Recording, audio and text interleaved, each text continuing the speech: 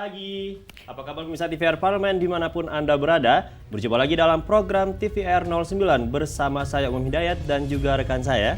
Tentu saja pemirsa, bersama saya Anggun Oktarini, dan dalam 30 menit ke depan kami akan sajikan kepada Anda sejumlah berita nasional, khususnya dari sudut pandang DPR RI sebagai referensi Anda dalam memahami dinamika politik, hukum, ekonomi, sosial, dan budaya yang ada di Indonesia. Pemirsa TVR Parlemen, inilah TVR 09 selengkapnya.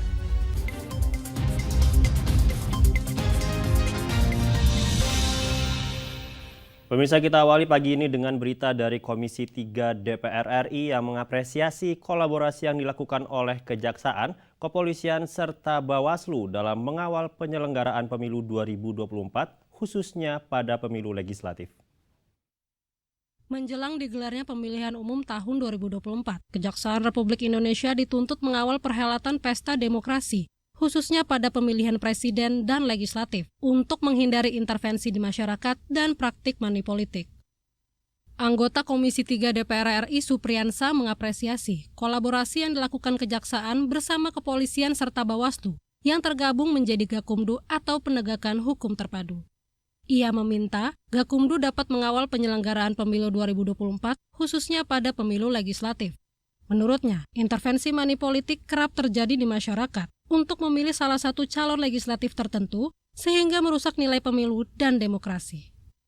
Yang digabung di dalamnya menjadi Gakumdu, kita berharap sekali ini bisa efektif melakukan upaya-upaya dalam rangka menyelamatkan demokrasi kita berjalan dengan baik, terutama di dalam pileg. Kalau di pileg ini, pendekatan money politik biasanya sangat rawan di tengah-tengah masyarakat. Olehnya itu saya berharap money politik yang ada di dalam pelaksanaan pemilu pileg nanti ini, Pak JA, sebagai harapan kita kepada Kejaksaan, ini bisa disampaikan sampai turun ke bawah. Lebih lanjut, Supriyansa menekankan agar Kejaksaan dapat mengawal penyelenggaraan pemilu dan mengajak masyarakat menolak tegas praktik money politik sehingga dapat melahirkan pemimpin Indonesia yang baik. Aditya dan Kristio, TVR Parlemen, melaporkan. Pemirsa, kita beralih ke Komisi 11 DPR RI mendorong Perhimpunan Bank Negara di sini untuk mengoptimalkan pemanfaatan kredit usaha rakyat, khususnya pada sektor pertanian dan juga perikanan di Provinsi Bali sebagai destinasi wisata andalan nasional. Komisi 11 DPR RI mendorong Perhimpunan Bank Negara atau Himbara mengoptimalkan pemanfaatan kredit usaha rakyat atau KUR dan skema pembiayaan lainnya, khususnya untuk sektor produktif seperti pertanian dan perikanan. Wakil Ketua Komisi 11 DPR RI Amir Uskara menyampaikan, pengembangan sektor pertanian dan perikanan di Provinsi Bali melalui skema pembiayaan KUR harus dimaksimalkan. Ia berharap Bali sebagai destinasi wisata andalan nasional bisa kembali bangkit, sehingga perekonomian masyarakat juga semakin tumbuh dan berkembang. Terutama dari sektor pertanian yang mungkin kalau kita lihat tadi dari sisi kredit masih sangat rendah, kita dorong karena apapun tentu di Bali ini sektor pertanian juga masih ada. Pariwisata juga kita meminta kepada teman-teman dari Bank Himbara untuk terus mendorong, mensupport supaya Bali sebagai destinasi wisata kita secara nasional memang betul-betul bisa tumbuh secara maksimal sama dengan ketika sebelum pandemi. Karena bagaimanapun itu akan menggerakkan ekonomi Bali secara maksimal seperti apa yang terjadi sebelum pandemi COVID kemarin.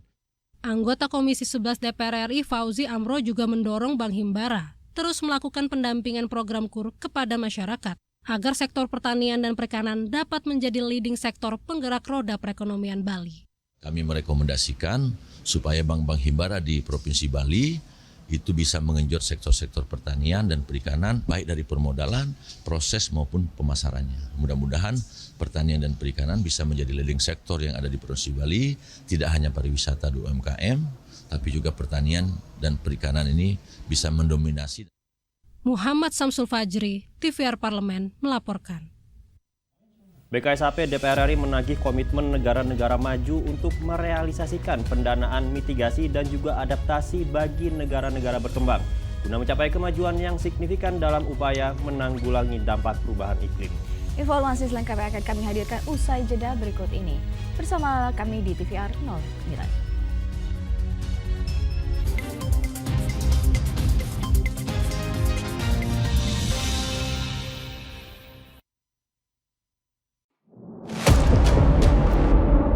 sini ditambang. Konflik yang terjadi, Warga sini tidak mengizinkan. masalah yang tersisihkan menjadi kesenjangan sosial. Ya namanya rakyat kecil gak bisa apa-apa, mau komplain juga gak didengar. Sebab apa? Itu menyangkut isi perut kami semua. Bagaimana memutus keterbatasan untuk didengar? Jadi kalau misalnya masyarakat sudah merasa tidak lagi ada yang memperjuangkan aspirasinya, maka masyarakat memang sangat berhak untuk meminta dewan yang mewakili mereka di parlemen. Kami menyusuri batas-batas peristiwa, mengurai berbagai polemik yang terjadi, meluruhkan suara-suara marginal, menjadi nyata dalam setiap aspirasi, melaksanakan tugasnya sebagai wakil rakyat. Saksikan Aksi Dewan setiap hari Senin dan Rabu pukul 10.30 waktu Indonesia Barat hanya di TVR Parlemen.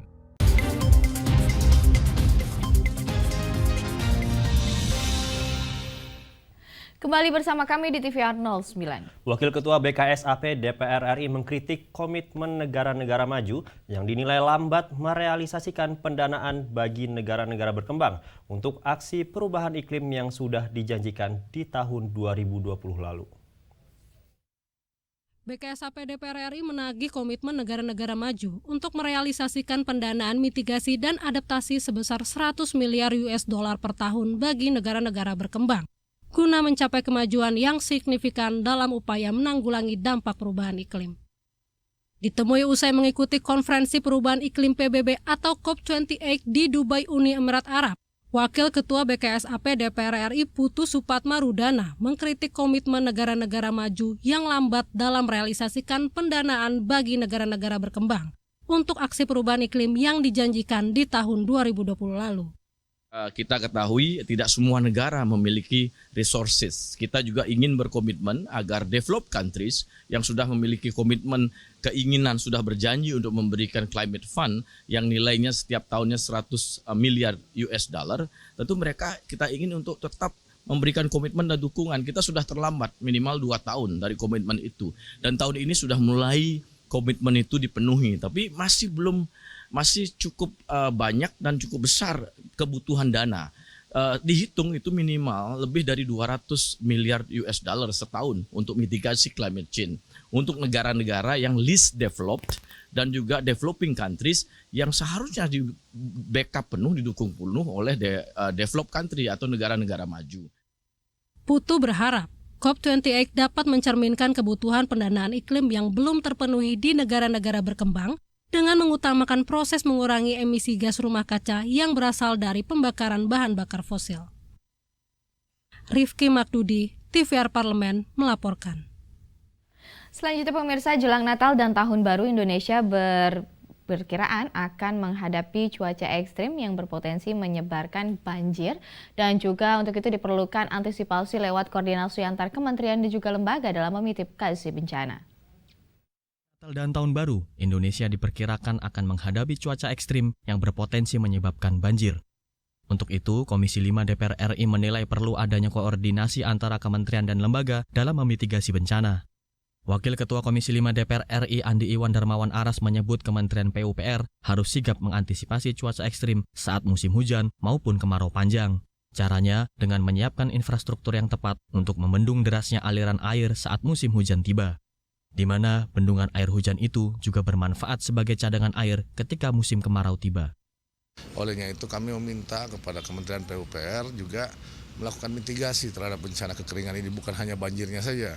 Kita tidak ingin di saat musim kemarau kita nggak punya air, di saat kita musim hujan kita kebanjiran air. Nah ini yang perlu diolah, ditata bagaimana mengelola sumber daya air ini, bagaimana kemudian membangun infrastruktur untuk menampung air pada saat musim hujan sehingga tidak harus menjadi bencana banjir.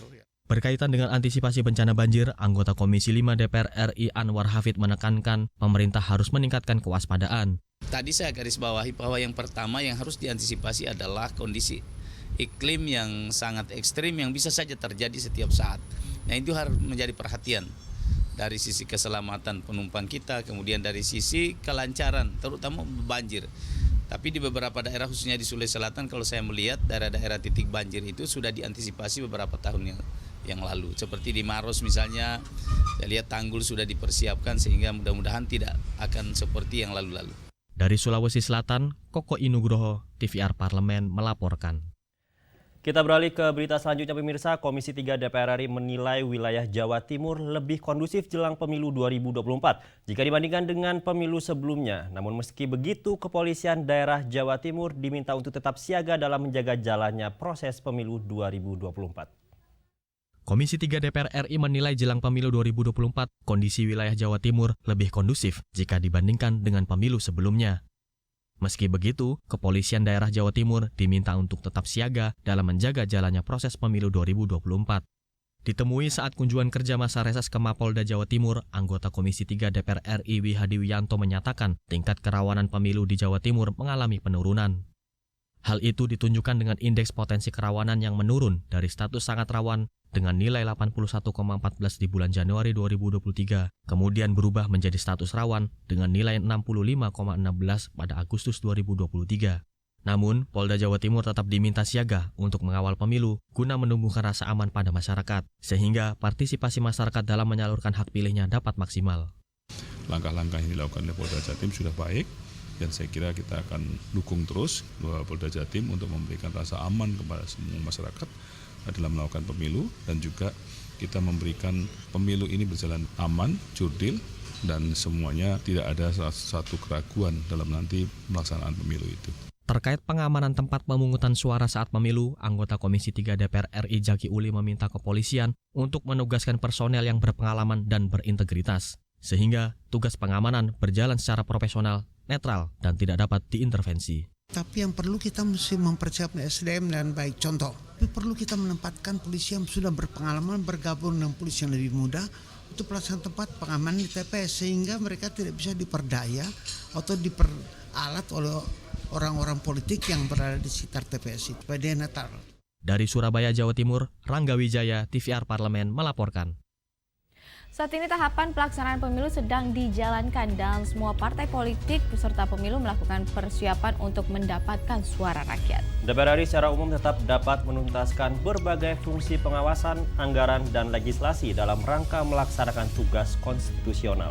Informasinya akan kami hadirkan sesaat lagi. Untuk tetap bersama kami di TVR 09.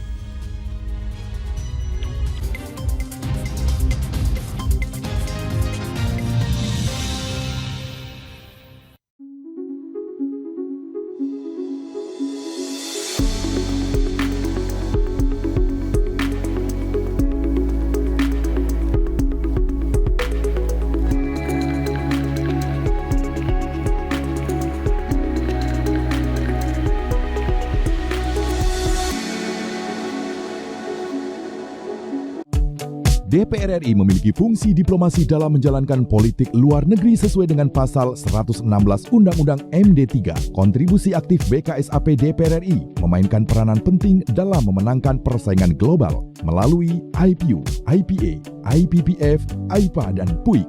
BKSAP memiliki komitmen yang tinggi dalam krisis kemanusiaan dunia. Fungsi diplomasi dijalankan untuk mendukung upaya pemerintah dalam melaksanakan politik luar negeri.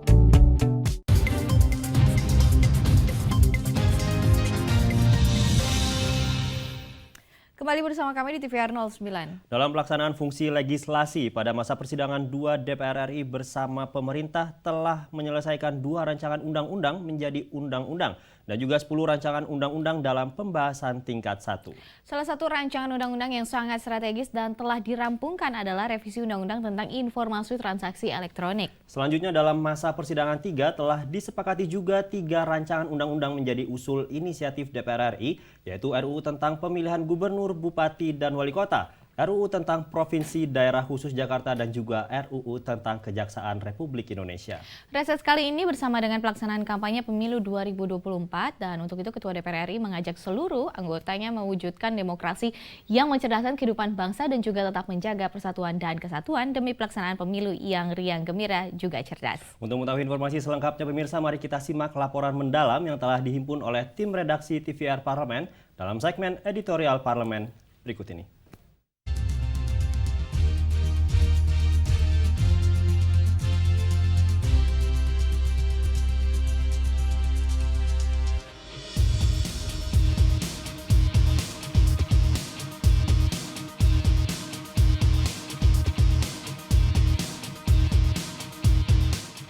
Masa persidangan 2 tahun sidang 2023-2024 telah ditutup.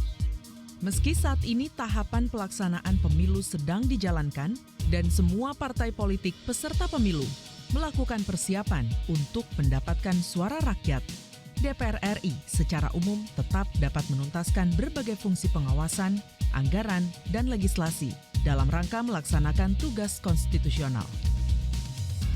Anggota DPR RI yang juga merupakan anggota dari partai politik berada dalam dinamika politik menghadapi pemilu 2024. Dalam mengelola dinamika politik tersebut, anggota dewan tidak hanya fokus memperoleh kekuasaan semata, tetapi juga bertanggung jawab menjaga kehidupan berbangsa dan bernegara, menjaga nilai-nilai kemanusiaan, dan memajukan peradaban demokrasi.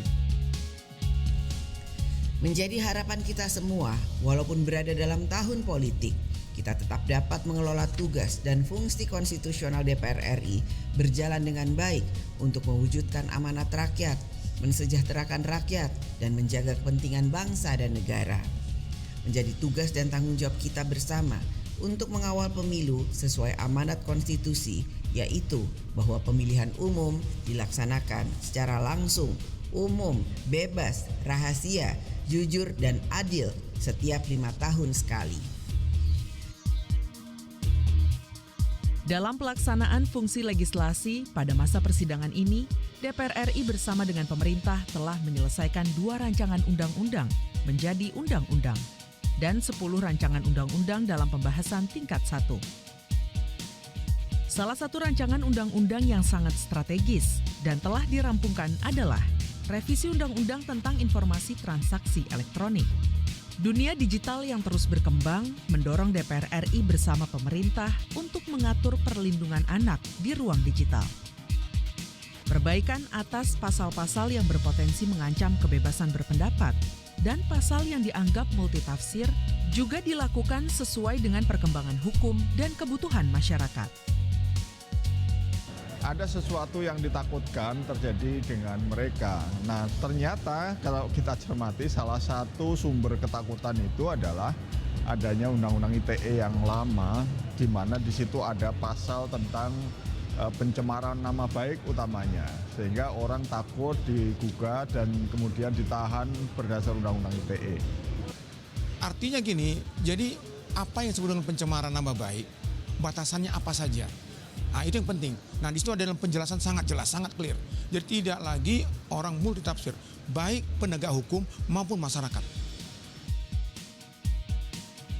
Terkait fungsi pengawasan atas pelaksanaan anggaran, DPR RI berhasil mendesak pemerintah untuk menurunkan biaya penyelenggaraan ibadah haji atau BPIH tahun 2024 dari Rp105 juta menjadi Rp93 juta.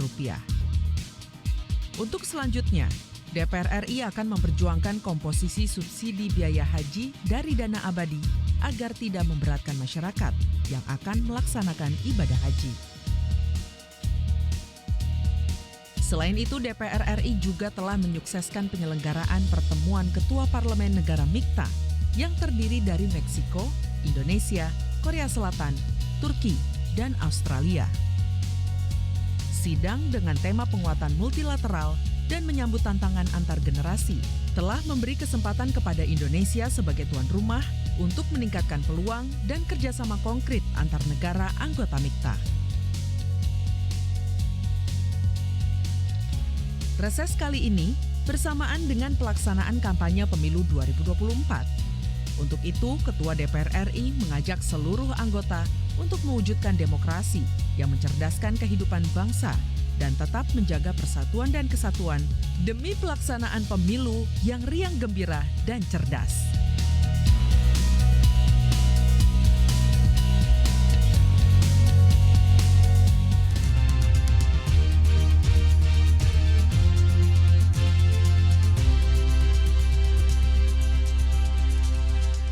Pemirsa, Desember menjadi bulan yang paling dinantikan bagi umat Kristiani. Selain menjadi bulan pergantian tahun, Desember juga menjadi bulan perayaan Natal dengan berbagai tradisinya. Menariknya di sini pemirsa, setiap negara memiliki tradisi Natalnya masing-masing yang unik dan juga memancarkan kehangatan suasana Natal. Pemirsa tentunya di sini penasaran, Untuk itu jangan kemana-mana, tetaplah bersama kami di TVR 09.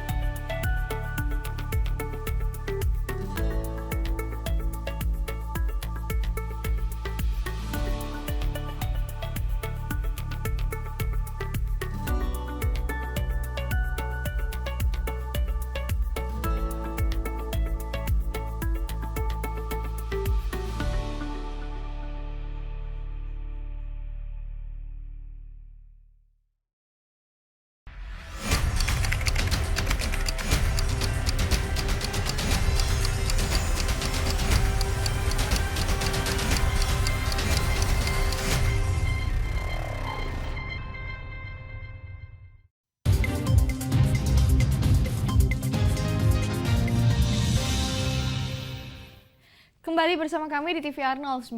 Natal selalu identik dengan pernak-pernik dan tradisi unik di setiap negara. Di Filipina, tradisi Natal identik dengan festival parol ataupun juga disebut dengan festival lampion raksasa yang diadakan di berbagai kota. Sedangkan di Norwegia, Natal identik dengan biskuit jahe yang berkembang menjadi tren warga di sana hingga kini. Tanpa berlama-lama lagi pemirsa, mari kita saksikan tayangan tradisi Natal di berbagai belahan dunia pada segmen Intips, Informasi dan Tips berikut ini.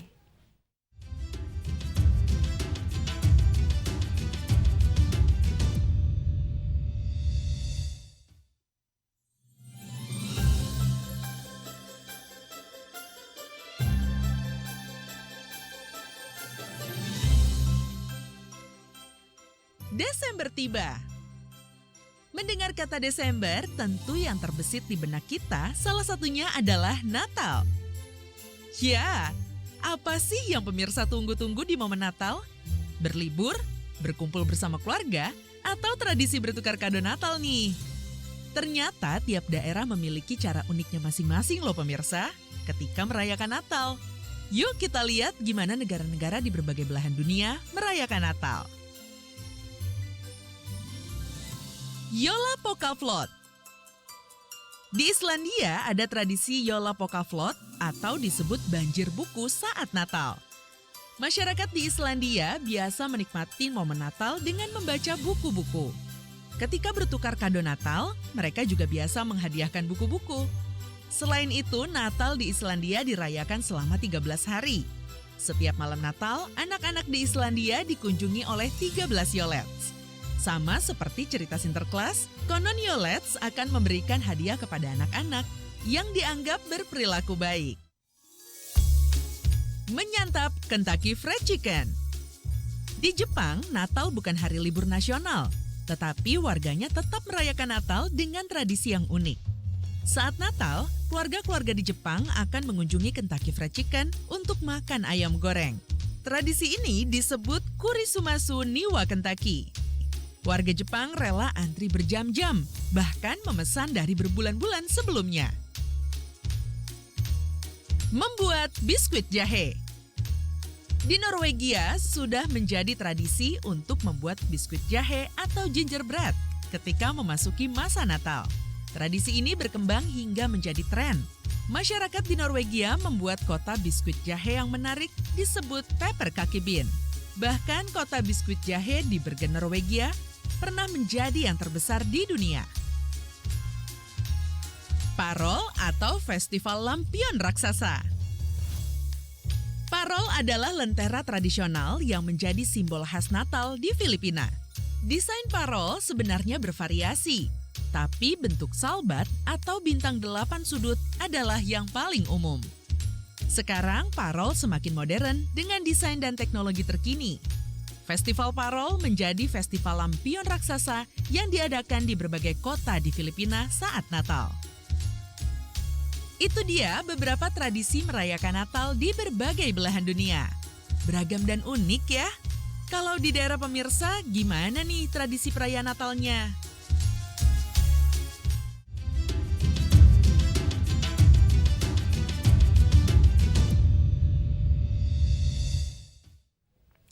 Dan pemirsa, di penghujung acara kami informasikan kepada Anda bahwa saat ini DPR RI sedang memasuki masa reses, di mana seluruh anggota Dewan kembali ke daerah pemilihannya masing-masing untuk melaksanakan fungsi representasi DPR RI, menyerap dan menindaklanjuti serta memberikan pertanggungjawaban kepada konstituen di daerah pemilihannya. Dan sejumlah agenda serta program DPR RI lainnya masih Anda dapat saksikan secara langsung di TVR Parlemen melalui kanal utama, kanal komisi, dan juga kanal alat kelengkapan Dewan lainnya yang dapat Anda akses di tvr.dpr.go.id.